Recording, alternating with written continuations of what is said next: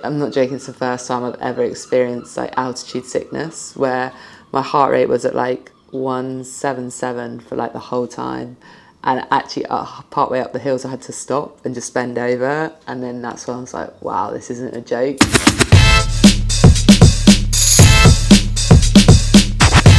You know, I've been skiing, I've run at altitude, but it was a lot when I was younger and I've not really raced properly at altitude, so I wasn't sure too much how I was going to react to it. A lot of people do say a lot of the adaptation is genetic actually, so you're just lucky you either adapt to it or you don't.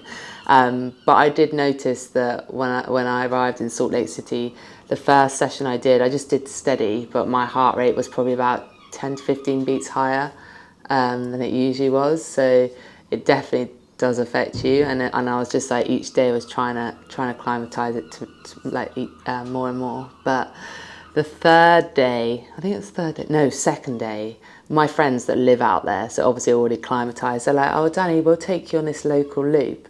I was like, okay, is it like steady gravel? They're like, yeah, totally. And then I got to them and they were like, actually, we're going to try this new route. Actually, they call it route out there. And I was like, okay, cool. I was like, have you not done it before then?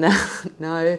And we basically went climbing for 3 hours on, it should have been on mountain bikes, but we were on gravel bikes. So it was just relentless.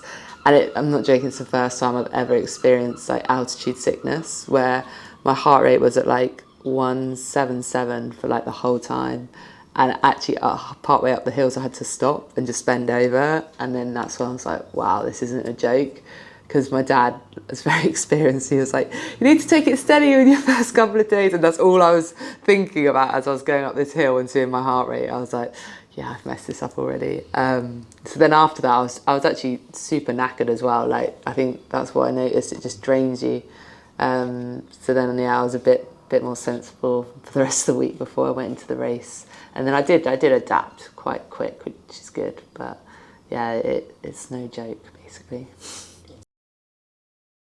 So I used to go ski mountaineering with my dad quite a lot when I was in like the whole triathlon and rowing world. But to be honest, for this I should have done so much more for this, but because I've been working and stuff, I just haven't had the time. But going into next year, I will definitely go away and do like an altitude camp, or try and get to Andorra, which is good altitude, but it's not a million miles away. There's basically these two theories, that you either go out quite early to the event and you adapt. Like, I think last time I did Crusher, I did 2 weeks before, or like 10 days before. Or alternatively, you basically go in pretty much a day or 2 days before the event, do the race and then get out again, and it doesn't impact your body as much.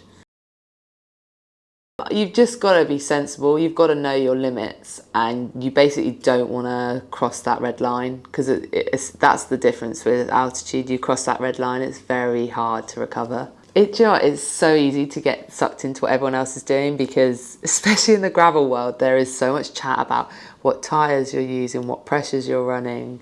You know, if people are carrying a pack, like that was the big thing at Crusher. It was such a hilly race, and there was this big debate of whether to wear a pack or not, because it is so hilly and you don't want to be carrying that extra weight, and if you could get away with the amount of fluid. So you try to focus on yourself, and I am quite good at that, but you can easily be influenced, be like, oh God, they're not wearing a pack, so I shouldn't wear a pack.